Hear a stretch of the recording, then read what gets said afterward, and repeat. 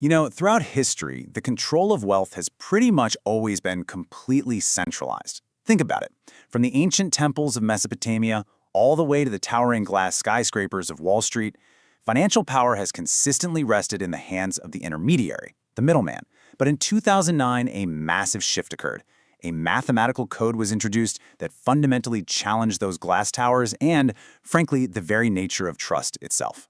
Welcome to This Explainer. Today, we're putting on the hat of a global financial systems expert. We aren't looking at a lottery ticket here. We are analyzing a piece of robust global infrastructure. We're going to map out the architecture of digital wealth. Okay, let's dive right into this and strip away all that speculative noise for a second. Investing in digital assets is so often dismissed in the daily headlines as mere speculation, right? Just gambling. But when we look past the crazy volatility of the charts, we find something far more profound. We're looking at a fundamental change in how humanity tracks value. We aren't just talking about buying digital coins today. We're actually uncovering the true underlying global infrastructure of an entirely new financial system. So here is our architectural blueprint for today.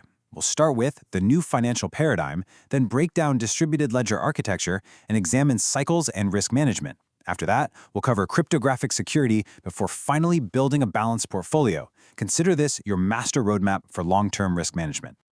All right, part one, the new financial paradigm and the evolution of trust. Let's get right into it. To really understand where digital wealth is going, we first have to establish how the control of wealth has evolved. Tracing the history of finance, wealth in the ancient era was tracked through the physical ledgers of Mesopotamian temples. Moving into the pre-modern era, we relied heavily on physical commodities, like gold, which eventually transitioned into paper money. And then, the modern era centralized this power entirely into central banks and massive Wall Street institutions. In all these eras, transactions were inherently slow and absolutely reliant on a powerful third party. But then 2009 hits and decentralization is introduced. Guys, this wasn't just a minor tech update, it was a total paradigm shift where trust was no longer placed in a localized bank, but in a distributed global network. Moving on to part two, distributed ledgers. This right here is the absolute foundation of digital wealth. And this brilliantly illustrates the core difference in data architecture that makes this new paradigm possible. It is all about consensus. In a centralized system, the bank has the final say, always. If there's a dispute or a big transfer needs to happen, that central authority holds all the power. But in a decentralized ledger, the network has the final say. We're completely moving away from relying on those third-party intermediaries to a system that is governed purely by mathematical consensus. Specifically, we're talking about distributed ledger technology, or DLT. It's a decentralized database where blocks of data are mathematically verified and then added to a global chain. Imagine it like a giant 3D block of transaction data being mathematically double-checked by thousands of independent computers simultaneously before being permanently locked into place. It's a beautiful piece of infrastructure. This unbreakable architecture guarantees your ownership, completely removing the need for a traditional bank. Now for part three, cycles and risk management. Time to address the elephant in the room, market volatility. We really need to shift our perspective here. Stop viewing this space as a gambling roller coaster and start seeing it as a series of predictable architectural stress tests. Consider the macroeconomic force of halving cycles. In the digital wealth ecosystem, particularly with assets like Bitcoin, the new supply that's introduced to the market is mathematically cut in half at regular intervals. So those major price movements, they aren't just random chaos. They are heavily influenced by the systemic, hard-coded mathematics of supply and demand. Furthermore, price volatility is massively driven by game theory and market sentiment. When supply is mathematically restricted, the way human beings react, buying in sheer FOMO or selling in absolute panic, that's what creates those dramatic candlestick charts you see blasted all over the news. By actually understanding these underlying cycles, an investor can manage risk strategically. You stop reacting emotionally to market sentiment and you start analyzing the game theory at play. It's a total mindset shift. Part four, cryptographic security. We built the foundation and analyzed the stress test. Now we need to secure your financial vault.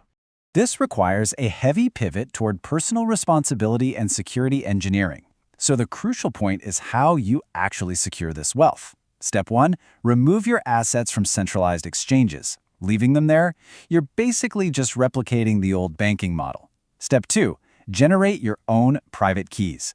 This key is essentially the ultimate weapon of your financial sovereignty.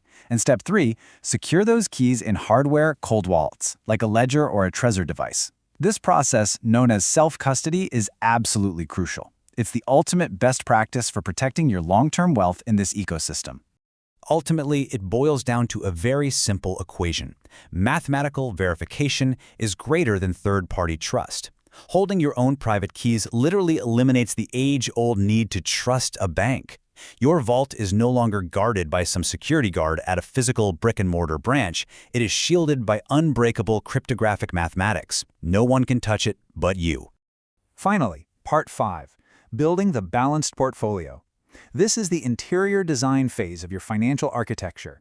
Let's talk about how to actually allocate your capital to protect your wealth over the long haul. A successful long-term investor utilizes these core high-level strategies. First up is dollar cost averaging, or DCA. That just means consistently investing a set amount over time to smooth out that volatility we talked about. Second is asset diversification, making sure your capital isn't all sitting in one place. Third, defining an exit strategy. You need to know exactly when and how you plan to take profits before you even start. And fourth, critically, protecting your mental health. Facing constant market volatility requires immense psychological discipline. Seriously, without it, even the absolute best technical strategy will fail. Now, what's really interesting about this setup is how it demonstrates building a truly fortified financial position based on balance. In the crypto ecosystem, this often means combining low volatility assets, like stablecoins for your global liquidity, with growth assets, which are the established blue chips of the decentralized world. This structure is brilliant because it allows you to capture the massive upside of emerging tech while still providing a stable anchor against the inevitable storms of volatility. We've covered a lot of ground today. We've moved all the way from the ancient temples of Mesopotamia right up to the bleeding edge of distributed ledger technology. We've stripped away the noise to reveal a system built on mathematical verification rather than blind trust. The data is here, the global infrastructure is built, and the risks, they are clear and manageable. So the final question we want to leave you with today is this. Are you ready to take these blueprints and act as the informed architect of your own digital wealth?